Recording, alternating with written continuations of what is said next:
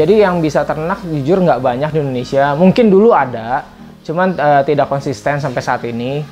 Yang konsisten sampai saat ini ternak rutin ya, cuman kita, Wild Genetics, dan satu lagi dari Bandung.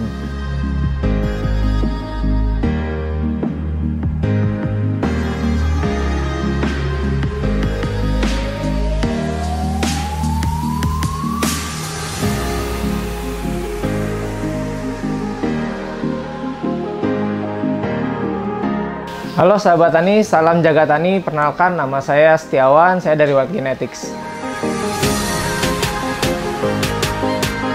Sebenarnya saya sendiri hobi untuk melihara binatang tuh dari kecil. Udah apapun yang kita piara dari kecil. Katak pekmen ini sebenarnya itu sudah diminta untuk ternak oleh salah satu almarhum teman kita itu dari tahun 2012. Cuman saya baru nekunin di 2017. Waktu itu masih bermula dengan dari kita yang jualan sampai akhirnya kita coba breeding. Ya, saat ini di Indonesia ya kita sukses untuk breeding katak pekmen ini. Kita suksesnya itu di 2018.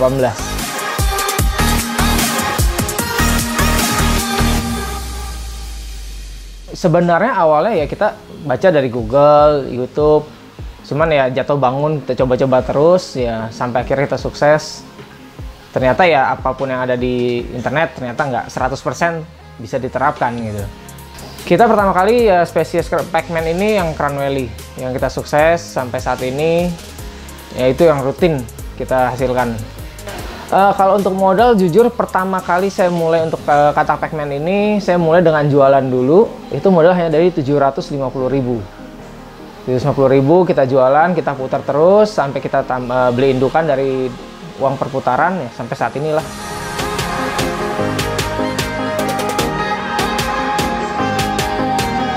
Saya dulu 2017 itu masih sebagai pelatih basket, terus juga saya ada kerja di sebuah perusahaan seperti itu.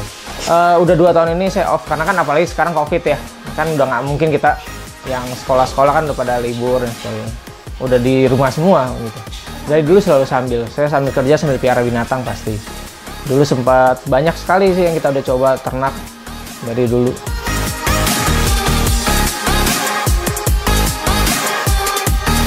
Yang pertama kalau kita ngelihat mereka ini kan lucu nih.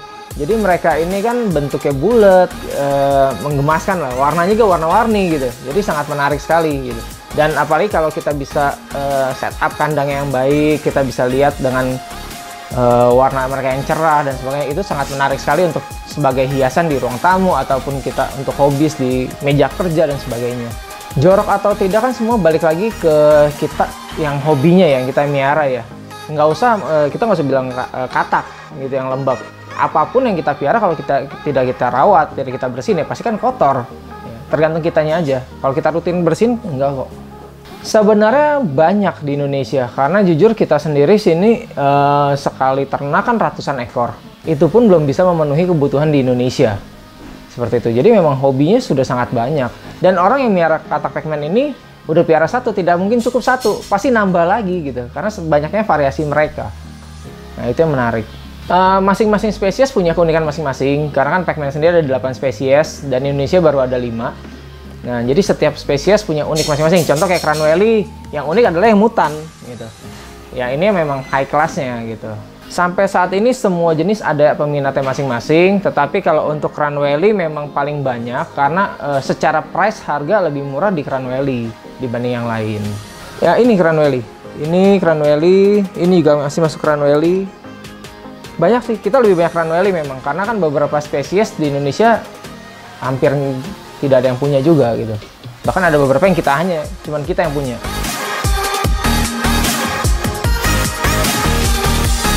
Awal-awal ya, karena kan ketika awal-awal kan banyak sekali kita kan uji coba ya.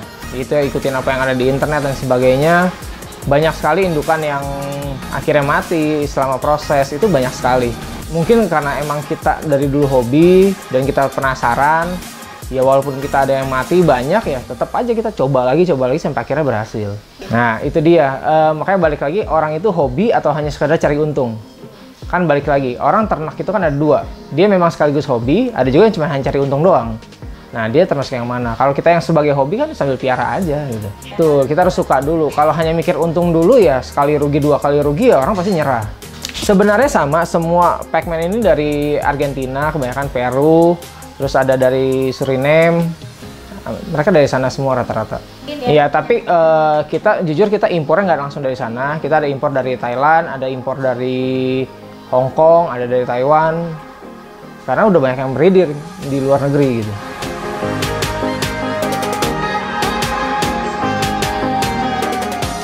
Yang bikin susah adalah yang pertama bagaimana kita mempersiapkan mereka untuk siap masuk ke dalam fase breeding.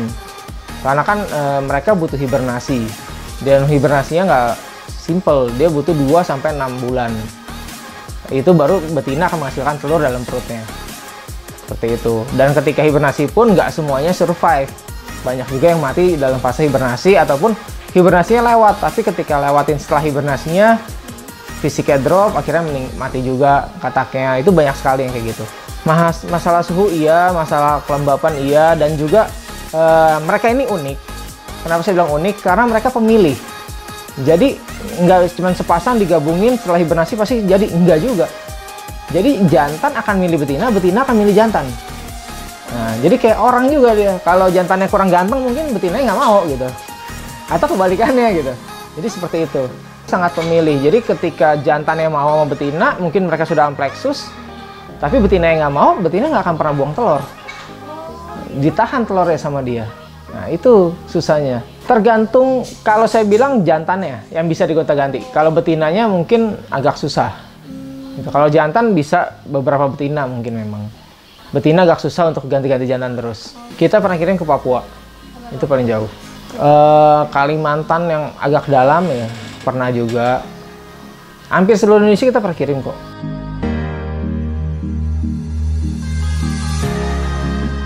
Oke, jadi kalau mereka sudah kita kawinkan, mereka sudah amplexus, biasanya pagi itu sudah ada telur.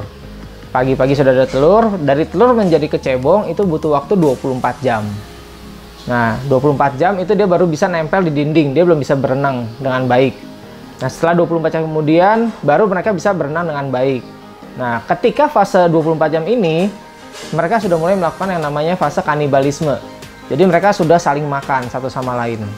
Seperti itu. Makanya pakan harus selalu tersedia. Minimal kalau kita yang tidak mau taruh banyak pakan di airnya supaya takut kotor, kita harus kasih makan setiap 1 jam sekali. Kalau kita di sini kasih untuk kecebong itu antara cacing sutra ataupun juga cacing beku. Yang kita kasih 2 itu, karena nutrisinya yang paling baik sampai saat ini. Cacing sutra, cacing beku. Kalau saya sendiri lebih prefer cacing sutra, karena saya bisa taruh banyak, kan mereka hidup kan. Jadi bisa taruh untuk stok sehari atau 2 hari. Kalau cacing beku kan nggak mungkin. Cacing beku mesti sejam sekali kita kasih. Kalau untuk prospeknya saya bilang ini sangat terbuka luas dan sangat menjanjikan. Karena nggak usah kita yang breeding. Untuk para seller pun saya banyak ketemu seller yang ngambil sama kita. Ya finansialnya walaupun masa kondisi sekarang kayak COVID seperti ini pun finansial mereka naik gitu. Contoh kalau kita lihat di sini, kalau kita breeding sekali jadi kemarin anggaplah 300 ekor. Nah, katak Pac-Man ini kan yang paling murah adalah Cranoeli jenis green. Itu harganya sudah 350.000 satunya. 3-4 cm sudah 350.000. Jadi memang ketika sudah jadi katak itu ukuran udah 2-3 cm. Piara paling seminggu 2 minggu udah siap jual. Gitu. Nah, itu harga udah 350.000. Tapi kenyataannya saya yang mengalami banyak orang yang bosan di rumah, akhirnya mencari ke hobi. Iya, karena kan nggak bisa ngapa-ngapain kan. Mau tidak mau mereka cari hobi. Kita di sini ada yang dari 350.000 sampai juga dengan yang belasan juta. Itu sudah ada. Belum terlalu stabil, karena kan kita ada yang impor, ada yang ternak sendiri. Tapi kisarannya kurang lebih ya, untuk net profitnya ya, sekitar 40-50. Sampai saat ini yang paling tinggi segitu. Karena kan itu pun baru sekitar 300 ekoran. Nah, kita belum tahu sampai kalau nanti sudah 500, 1000 atau 2000. Karena jujur kita sendiri pun target kita nggak cuma di Indonesia, karena sudah banyak beberapa negara yang minta ke kita untuk ekspor. Oke, sebenarnya kalau untuk kontes kita sudah memulai kemarin di bulan Januari kemarin kita sudah mulai di Bandung, kita bikin mini kontes. Nah, kemungkinan di Maret ini pun kita akan bikin lagi di Jakarta. Karena saya dengan beberapa teman memang kita sedang planning untuk bikin sebuah organisasinya. Nah, di mana organisasi ini kita ingin mereka berkelas lah ya untuk kontesnya dan sebagainya seperti itu. Oke, yang penting komitmen dulu, karena kita memelihara mereka ini butuh komitmen yang sangat besar. Kenapa saya bilang sangat besar? Kita harus jaga kebersihan mereka setiap hari.